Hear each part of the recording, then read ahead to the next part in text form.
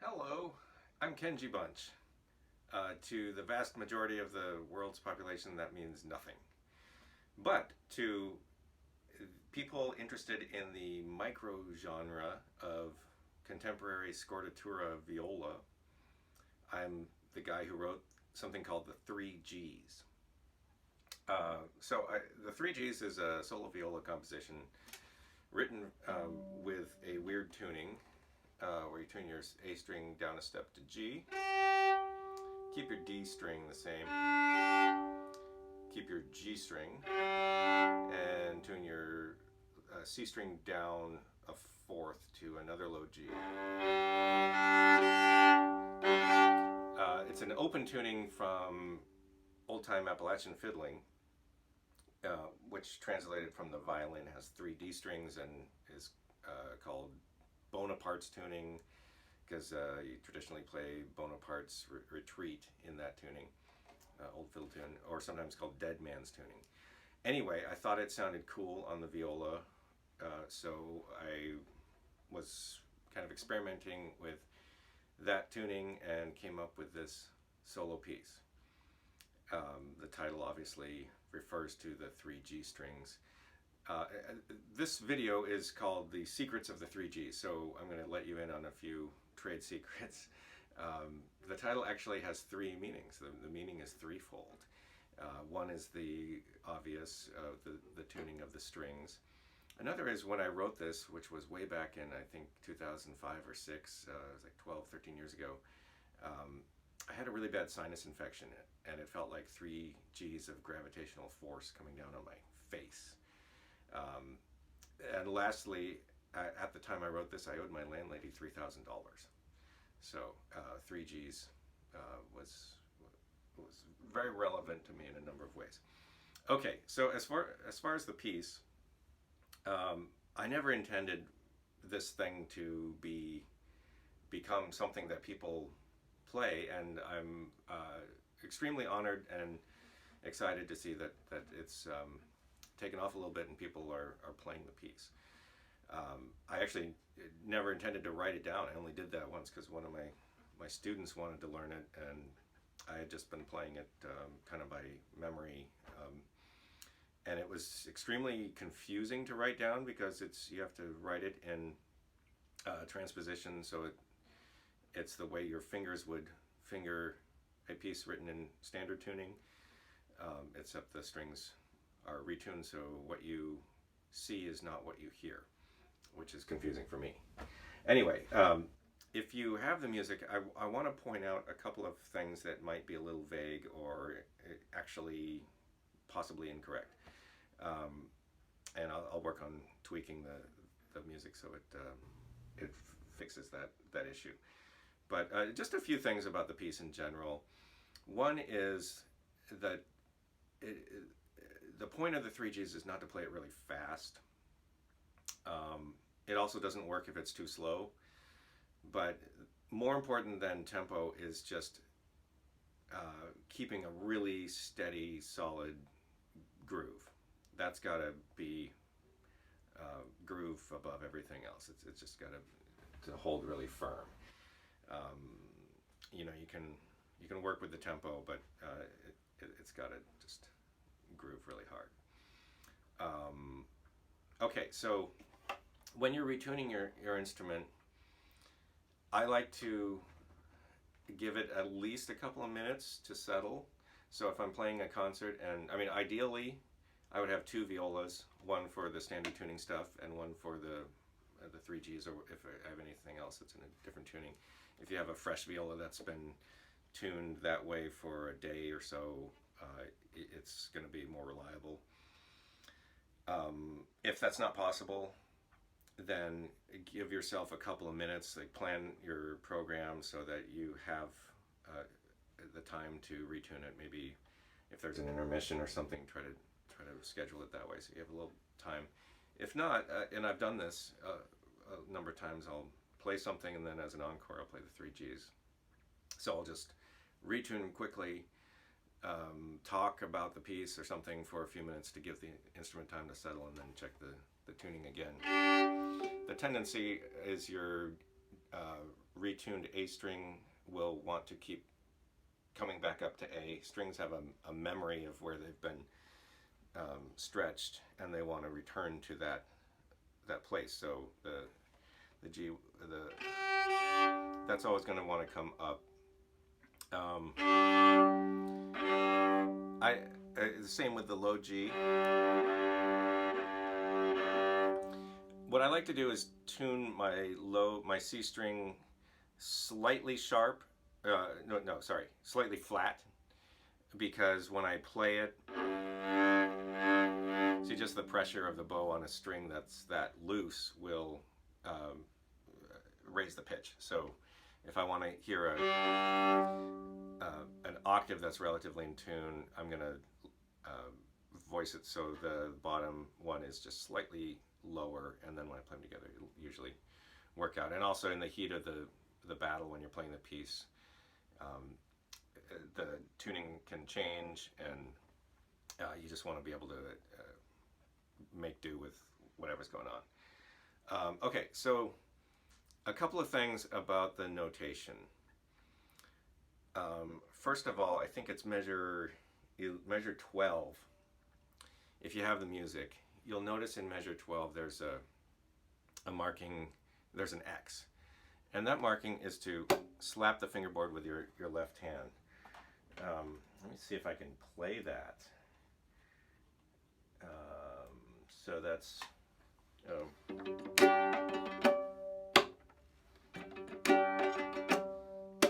So you just slap it with your left hand. The problem with that X is, if you notice in measure 24, there's another X. There should be an asterisk explaining what that X is supposed to mean, because it's something different than the fingerboard slap. And this is something that's been confusing about the published edition, and I apologize for that. Sorry. That part, when you're playing arco, is simply a chop, and I'll get into the chop in a minute. But just to go chronologically through the piece, so measure 12 is the fingerboard slap. The measure right after that is strumming with directions. Now, some people think that an arrow pointing up means to strum in an up bow direction. Maybe that's what you're supposed to do.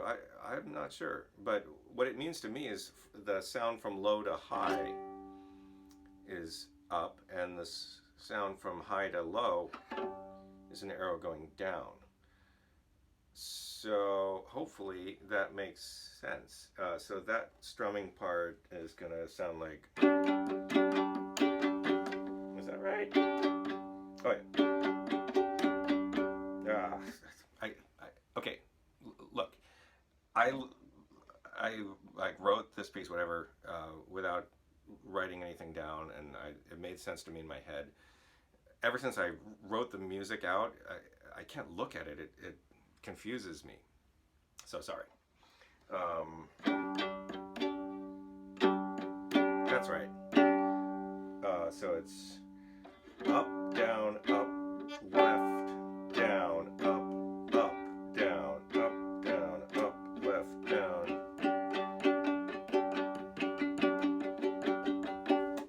I think that's right. Okay, hopefully that made sense. Measure 24, I mentioned the X now means the chop. This is a technique borrowed from bluegrass, where you're making an unpitched sound with your bow. So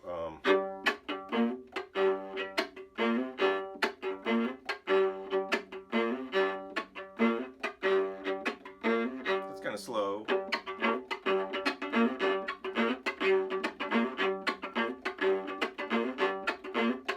So the way I practice that is, for the notes that aren't the chop, I want to be in a normal sounding point. And for the chop, I like to be close to the bridge. So if you really want to practice it, just work on that, playing normal towards the thing about the chop that when people are first trying to develop this technique that I think they misunderstand is that when you hear it, it sounds like there's a lot of force involved in that effect.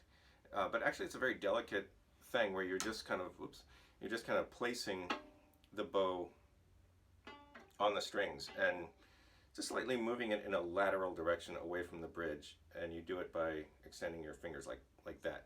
If you really want to learn how to chop well, there are some excellent YouTube tutorials. Daryl Anger is like one of the real chop gods. I'd look at his, he's got some stuff online. You want to see some really good chopping, Daryl, Casey Dreesen, Rashad Eggleston on the cello. So there's a lot of examples out there, and just be patient with it if you're unfamiliar with this technique. It's not difficult, it's just something we're not used to doing if you're coming from a classical training. So you'll get it. Just the other thing is I like to mute the strings with my left hand when I'm doing it. See, I kind of keep them from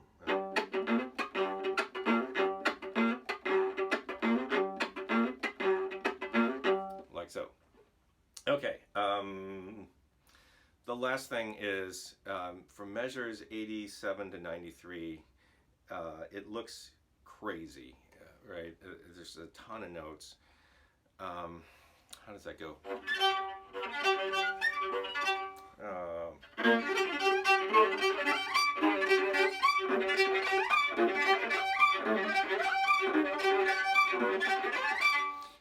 I don't think I'm playing all those notes, but I didn't know how else to notate it.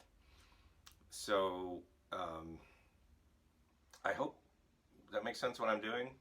Anyway, I guess my point is don't worry too much about what you're looking at. Try to make it sound the way it sounds. That's not super helpful, I'm sorry, but I think that's the best I can do. Okay, I'm going to see if I can play the piece, and hopefully I can still remember how to play this. So hope you enjoy it. This is again the 3 Gs. I'm Kenji Bunch, and if you enjoy the piece, thank you, and sorry for all the difficulties that arise from working on this thing. See, I'm already out of tune.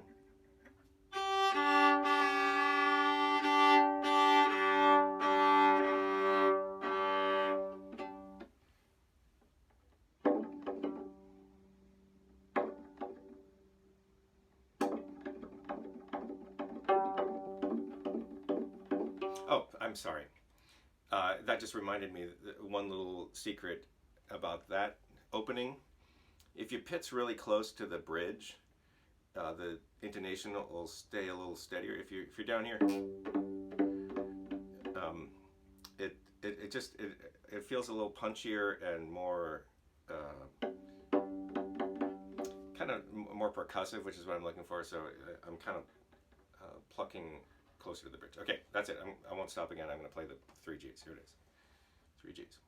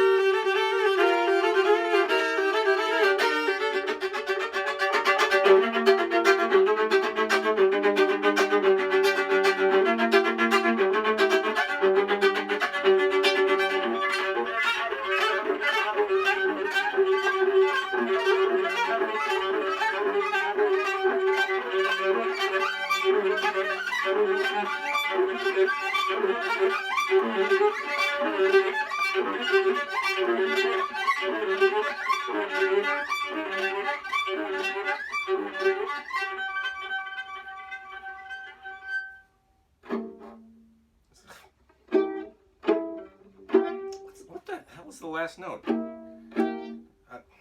Sorry. You know what? Well, it's written there. You can figure the last note out. I'll figure it out. Anyway, sort of still have it. But thanks for listening. I hope that was helpful.